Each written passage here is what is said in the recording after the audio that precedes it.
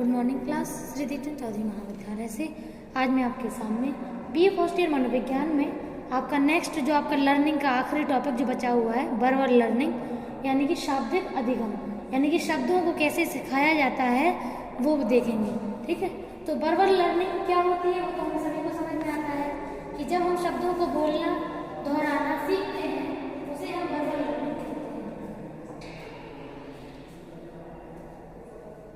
ठीक है, तो जब शब्दों के द्वारा हम अपनी बातों को रखते हैं तो वो शब्द हम बोलना कैसे सीखते हैं, शब्द बनते कैसे हैं, हम उनसे कैसे प्रिपेयर करते हैं, कैसे प्रेजेंट करते हैं, ये सब कुछ इसमें हम सीखेंगे। ठीक है, तो जब हम बात करते हैं वर्बल लर्निंग की, तो जैसे कि मान लीजिए अगर शाब्दिक रूप में कहा जाए तो शब्द वर्बल लर्निंग क्या है? शाब्दिक लर्निंग जब व्यक्ति अक्षरों को मिलाकर के शब्दों को और कई शब्दों को मिलाकर के एक वाक्य का निर्माण करता है। ठीक है, और जो कि कैसे होते हैं? अर्थपूर्ण होते हैं, अर्थहीन नहीं होते हैं। उनको जब हम लोग एक पूरा एक रूप प्रदान कर देते हैं तो उसे हम अपना एक तरीके से क्या बोल सकते हैं? शाब्दिक अधिगम। ठीक है, वर्बल लर्निंग। ठीक है, तो वर्बल लर्निंग में जितने भी सार्थक शब्द होते हैं, ठीक है, चाहे वो जैसे मान लीजिए बच्चा होता है तो वो ऐसे कुछ भी बोलता रहता है, गग्गा मम्मा ऐसे कुछ, जिसका कोई मीनिंग नहीं होता है, वो अर्थहीन होती हैं वो चीज़ें। लेकिन शुरुआत में वो चीज़ें अर्थहीन होती हैं, लेकिन जब उनको अर्थ मिलता है और जब बच्चा अर्थ के साथ शब्दों को जोड़ना सीखता है और बोलना सीखता है, उसे शाब्दिक अधिगम भी कहते हैं, जिसमें शब्दों को बोलना और बनाना व्यक्ति सीखता है। ठीक है, तो प्रयोगात्मक विधि में जो शाब्दिक सीखना है, जो शब्दों को सीखना होता है, उसको एक तरीके से बोल सकते हैं कि जब हम सीखते हैं तो हम उसकी जांच भी करते हैं कि जो हम शब्द बोल रहे हैं क्या वो सही है कि नहीं है। क्यों? क्योंकि वही आपका जो मीनिंग है वो उस शब्दों को डिफाइन करता है कि जो आप शब्द बोल रहे हैं उसका अर्थ क्या है। ठीक है, तो यहाँ दो पक्ष यहाँ पे इन्होंने दिए हैं। पहला है कि जब भी हम शाब्दिक अधिगम करते हैं, जब कोई भी व्यक्ति शब्दों को बोलना और बताना सीखता है तो यहाँ पे दो चीज़ें होनी चाहिए। पहले तो है सब्जेक्ट, यानी कि प्रायोज्य मतलब व्यक्ति। ठीक है, तो शब्द बोलेगा कौन? व्यक्ति। तो यानी कि शब्द बोलना सीखने के लिए जो भी शब्द बनाते हैं, जैसे सबसे छोटा बच्चा होता है तो उस पर आ बा मा ऐसे बोलना सिखाते हैं। फिर जब छोटा बड़ा सीख जाता है तो फिर हम दो शब्दों को मिलाना सिखाते हैं कि ना ओला नल का ओला कल ऐसे बोल सिखाते हैं। ठीक है, फिर 3 शब्दों को, फिर 4 शब्दों को। ठीक है, ऐसे ही ऐसे बच्चा उम्र में बड़ा होते जाता है और हम उसे शब्दों का जो एक तरीके से डेवलपमेंट है हम उसके अंदर करते हैं। ठीक है, तो ये सब क्यों करते हैं? क्योंकि प्रायोज्य का होना बहुत ज़रूरी है। अगर प्रायोज्य नहीं होगा तो हम लर्निंग किसकी कराएंगे? हमें खुद ही नहीं पता है ना। तो लर्निंग मोस्टली उन्हीं की होती है जब आप लोग तरीके से जो प्रायोज्य हैं उनके ऊपर ही लर्निंग कराई जाती है। जानवरों को बोलना थोड़ी ना सिखाते हैं। क्यों? क्योंकि वो बोल ही नहीं पाते, तो शब्द जानवरों के अंदर डेवलप नहीं होते हैं। ठीक है, इसलिए हम उनकी लर्निंग भी शब्दों के रूप में करा नहीं पाते। तो पहला है प्रायोज्य की आवश्यकता होती है। प्रायोज्य चाहे छोटा हो, बच्चा हो या बड़ा हो, ठीक है, हर व्यक्ति वो हमारा प्रायोज्य होता है। अब उम्र के अनुसार व्यक्ति नए नए शब्दों को सीखता है, जैसे छोटी उम्र में छोटे शब्दों को, बड़ी उम्र में बड़ी बड़ी चीज़ों को। तो व्यक्ति की आयु, बुद्धि और अन्य विशेषताएं जो होती हैं वो उसके वाचिक लर्निंग का कॉन्सेप्ट डिफाइन करती हैं कि कौन सा व्यक्ति कितना कुछ सीख सकता है, कितना सीख चुका है। ठीक है, तो उम्र भी डिसाइड करती है कि जो प्रायोज्य है उसकी लर्निंग कितनी अच्छी होगी। सेकेंड है सामग्री। तो ऑब्वियस है, अब अकेला प्रायोज्य से तो काम होगा नहीं, अब सामग्री भी चाहिए। ठीक है, सामग्री मतलब होता है वो शब्द जो हमारे अर्थपूर्ण और अर्थहीन दोनों फॉर्मेट पर होते हैं। ठीक है, तो जब हम कोई भी बात अर्थहीन तरीके से सीखते हैं तो वो चीज़ें ऐसी होती हैं जिनमें एक तरीके से हम बोल सकते हैं कि आपका इन शब्दों का कोई अर्थ नहीं है। तो शब्द तो थे लेकिन शब्दों का कोई अर्थ नहीं था। तो सामग्री दोनों प्रकार की होती है, अर्थपूर्ण भी होती है, अर्थहीन भी होती है। ठीक है, तो जब हम लोग किसी चीज़ को बोलते हैं और हमें कोई सही शब्द ना मिले बोलने के लिए तो वो दूसरों को अर्थहीन लगती हैं। ठीक है, लेकिन हमें पता है कि वो अर्थपूर्ण है क्योंकि वो हम अपने मस्तिष्क में सोच पाते हैं उनके बारे में। ठीक है, इसलिए ठीक है। अब इसके बाद अगला पॉइंट है आपका विधियाँ। तो जब भी हम लोग विधि यूज़ करते हैं कि वाचिक अधिगम को कैसे कराया जाता है, कौन कौन सी विधियाँ हैं जो हम प्रयोग कर सकते हैं जब हम वाचिक अधिगम व्यक्ति का कराते हैं। तो पहला पॉइंट है क्रमिक अधिगम विधि। तो सीरियल लर्निंग मेथड, ठीक है। तो जैसा कि आप सभी जानते हैं, जब हम लोग कोई भी चीज़ सीखना शुरू करते हैं तो जो शुरुआत की चीज़ें होती हैं वो हमें ज़्यादा अच्छे से याद होती हैं। ऐसा क्यों? क्योंकि हम जब भी कोई भी चीज़ उस चीज़ को दोबारा याद करते हैं तो शुरू से करते हैं, फिर दोबारा याद करेंगे तो भी शुरू से करेंगे, फिर अगले टाइम याद करेंगे तो भी शुरू से करेंगे। तो वो सारी चीज़ें शुरुआत से ही हम लर्न करते हैं, ठीक है। तो ये है। तो आपका जो भी क्रमिक अध्ययन की बात करते हैं कि जो हमारा क्रम होता है सीखने का, तो जो भी चीज़ें हमारे लिए स्टार्टिंग होती हैं वो हम बार बार प्रैक्टिस कर लेते हैं तो हम बार बार ज़्यादा अच्छे से याद हो जाती हैं, बजाय बीच के शब्दों के, क्योंकि बीच के शब्दों पे हमारा ज़्यादा फोकस नहीं होता है, ठीक है। तो जैसे अपन लोग भी हैं, कोई चीज़ पढ़ने के लिए क्वेश्चन कोई उठाते हैं तो हम लोग क्या देखते हैं, सबसे पहले तो स्टार्टिंग की लाइन, स्टार्टिंग की 3-4 लाइनों में क्या लिखा है, पहले वो मीनिंग, बीच का उतने अच्छे से नहीं देखेंगे, देख लेंगे लेकिन उसका अर्थ समझने की ज़्यादा कोशिश नहीं करते हैं, फिर लास्ट में क्या लिखा हुआ है वो, ठीक है। तो ऐसे ही हमारा होता है, क्योंकि हमारी प्रैक्टिस शुरुआत और आखिरी की चीज़ों की ज़्यादा पड़ जाती है, ये मेमोरी का भी इफेक्ट है, ठीक है। तो क्रम का भी अध्ययन, क्रम का भी प्रभाव पड़ता है चीज़ों को सीखने में। शुरुआती क्रम की चीज़ें ज़्यादा अच्छे से याद होती है बजाय अंत के क्रम की। अगला है युगल सहचर अधिगम, तो यानी कि पेयर्ड एसोसिएटेड लर्निंग। तो इसमें जब हम एक चीज़ को दूसरी चीज़ से जोड़ के सिखाते हैं, जैसे कि जल किससे जुड़ा हुआ है, पौधे से, ठीक है। जल हम कहाँ डालते हैं, पौधे में, ठीक है। जैसे हाथी और बैल, हाथी भी जानवर है और बैल भी जानवर है, ठीक है। घर और छत, घर होती है तो घर की छत भी होती है, फिर फूल और घास, फूल है तो घास तो होगी। तो ये सारी चीज़ें क्या है, ये हमारे युगल सहचर है, मतलब हम दो शब्दों को एक साथ जोड़ करके उनका अर्थ एक दूसरे से जुड़ा होता है, वो एक दूसरे पर डिपेंडेंट होते हैं। तो इस फॉर्म में भी हम बच्चों को सिखा सकते हैं शब्दों को, ठीक है। तो आप जैसे युगल की बात करते हैं, युग्म की, पेयर की बात करते हैं, तो पेयर में जब हम सिखाते हैं बच्चों को तो इसमें कुछ विशेषताएं देखने को मिलती हैं। पहला ये कि जब युगल में ग्रुप में कोई चीज़ सिखाते हैं पेयर करके, चीज़ों को जोड़ के, तो उसमें क्या होता है, उत्तेजक शब्द की पहचान करना, उसमें उत्तेजक को हम शब्द की पहचान करते हैं, ठीक है। उसके बाद सेकंड है उत्तेजक से संबंध अनुक्रिया को याद करना, ठीक है। जो भी हम लोग चीज़ें सीख रहे हैं उससे जो दूसरी चीज़ जुड़ी हुई है हम उनके बीच के संबंध को भी ज्ञात करते हैं। तीसरा है उत्तेजक अनुक्रिया में सहचर स्थापित करना, तो जो उत्तेजक है, जो चीज़ें सिखा रहा है और उसका प्रभाव जो दूसरी चीज़ में पड़ रहा है, उन दोनों को हम जोड़ करके याद करते हैं। तो जब एक का प्रभाव दूसरे में पड़ता है तो वो हमारे लिए ईजी हो जाती है एक दूसरे से जोड़ना भी और उनके बारे में बता पाना भी, ठीक है। अगला है पूर्वानुमान की विधि, तो जब हम कोई किसी भी बच्चे को कुछ सिखाते हैं तो सिखाने के बाद हम इस काबिल हो जाते हैं कि या तो हम भी उस बच्चे के बारे में पहले से बता पाएँ कि हाँ इसको इतनी लर्निंग इस एज में हो रही है। जैसे मान लीजिए बच्चा हमारे पास 6 महीने पहले आया था और 6 महीने में इसने इतना अचीवमेंट लर्निंग में कर लिया है शब्दों को लेके, तो आने वाले अगले 6 महीने में और कितना कर सकता है, वो आने वाले इतने सालों में और कितना डेवलपमेंट इसका हो, ऐसा हम कह सकते हैं, ठीक है।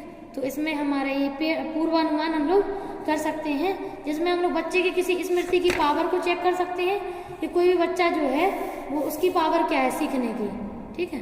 तो ये है।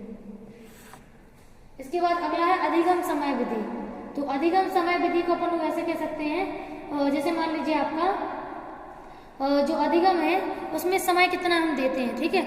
जब भी हम शब्दों को लर्न कराते हैं तो शब्दों की क्वालिटी और टाइम की ड्यूरेशन दोनों ही मैटर करती है कि बच्चे को वो चीज़ कितनी अच्छे से और कितनी देर तक बनी हुई है, ठीक है। तो अगर हमें कोई भी चीज़ बहुत ही अच्छे से सिखानी है तो हमें उन चीज़ों को बहुत ही ज़्यादा देर तक बना के रखना होता है ताकि उससे कोई और दिक्कत देखने को ना मिले, ठीक है।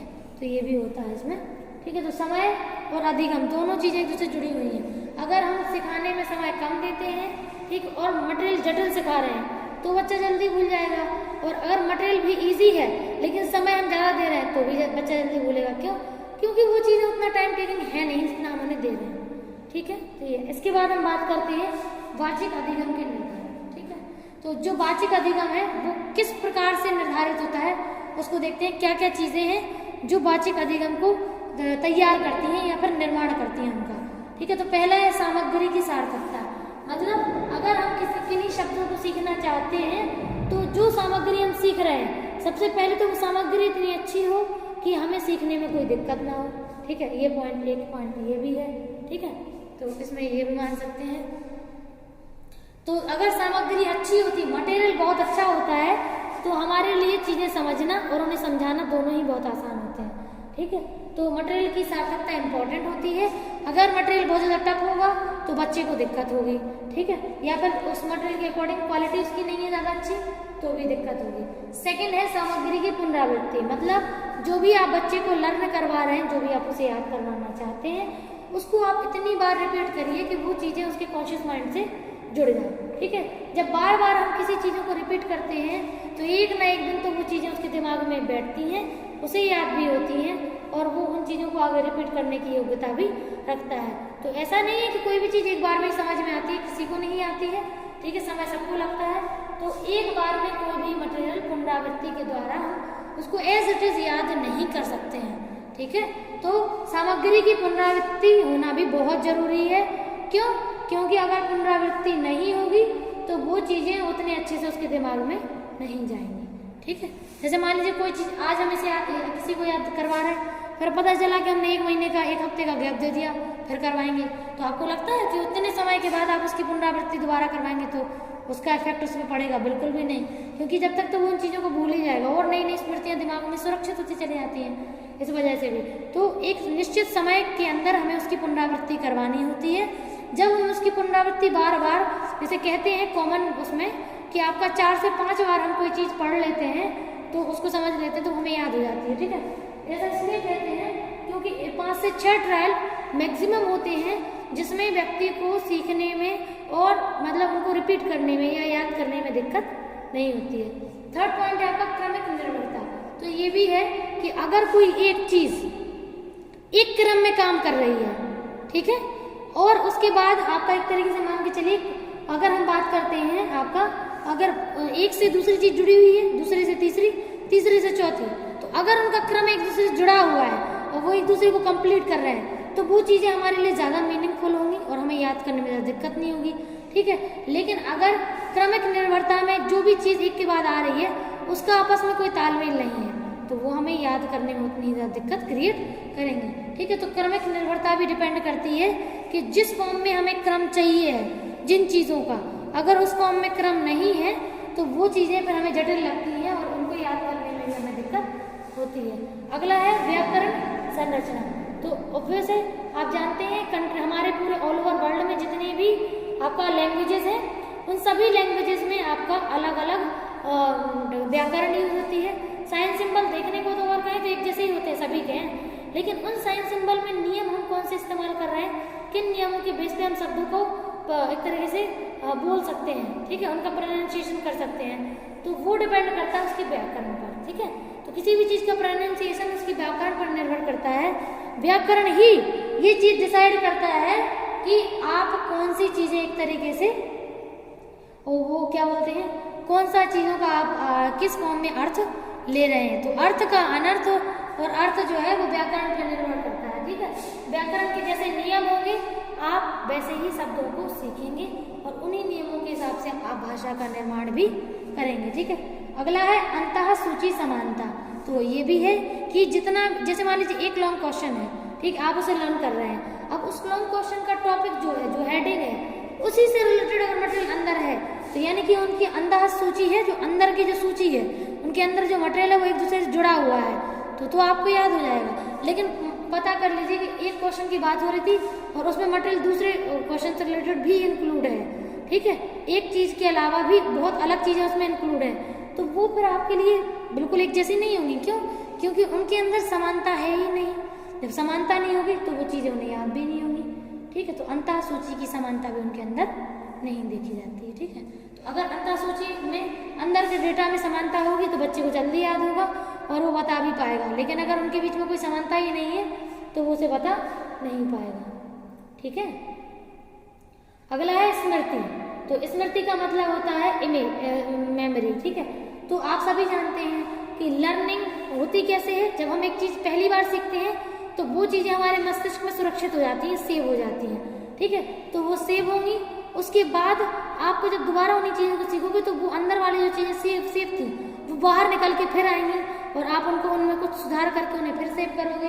तो ऐसे ही ऐसे कोई भी चीज़ में गलतियाँ कम क्यों होती हैं, क्योंकि आपके पास थोड़ा थोड़ा मटेरियल थोड़े थोड़े समय में सेव होता चला जाता है। ठीक है, तो थोड़े थोड़े समय में सेव होता है, इसीलिए वो आगे बढ़ी रहती हैं, ठीक है। तो मेमोरी में चीज़ें रिपीट होती चली जाती हैं और मेमोरी का दायरा जो है वो बढ़ता चला जाता है, ठीक है। अगला है अभिप्रेरणा। तो वैसे लर्निंग के लिए मोटिवेशन की ज़रूरत तो बहुत ज़्यादा होती है, क्यों? क्योंकि अगर हमें जो चीज़ सीखनी है उसमें हमारा कोई मोटिवेशन काम नहीं कर रहा है, हम उसके लिए तैयार ही नहीं है, हमें लग ही नहीं रहा है कि हम बने हैं उसके लिए, तो वैसे हमारा जब अभिप्रेरणा नहीं होगी तो हम उन चीज़ों को अच्छे से सीखेंगे नहीं। क्यों? जब अच्छे से सीखने के लिए हमें उन चीज़ों को समझना होता है ओपन माइंडेडली, और समझ के अपने पर्सनल लाइफ या अपने आसपास के जीवन से जोड़ना भी पड़ता है, ठीक है। तो कोई भी चीज़ हम तभी सीख पाते हैं फुल्ली फॉर्म में, पूरे तरीके से, जब वो हमारी अभिप्रेरणा से जुड़ी होती है। मोटिवेशन होना बहुत ज़रूरी होता है, क्योंकि तभी हम अपना भी योगदान उसमें देते हैं, ठीक है। अगला है संवेग, इमोशन, ठीक है। तो इमोशन भी इम्पोर्टेंट होते हैं लर्निंग के लिए। मान लीजिए अगर किसी को कोई चीज़ पसंद नहीं है, उसको हर्ट कर रही है वो चीज़ सिखाना, फिर भी अपन उन्हें सिखा रहे हैं, तो ये भी एक गलत तरीका है जिसको अपन लोग यूज़ नहीं करते हैं, ओके। इसमें अगर कोई दिक्कत हो तो बता सकते हैं। ये लास्ट टॉपिक था, अब इसके बाद हमारा नया टॉपिक स्टार्ट होने वाला है। Thank you.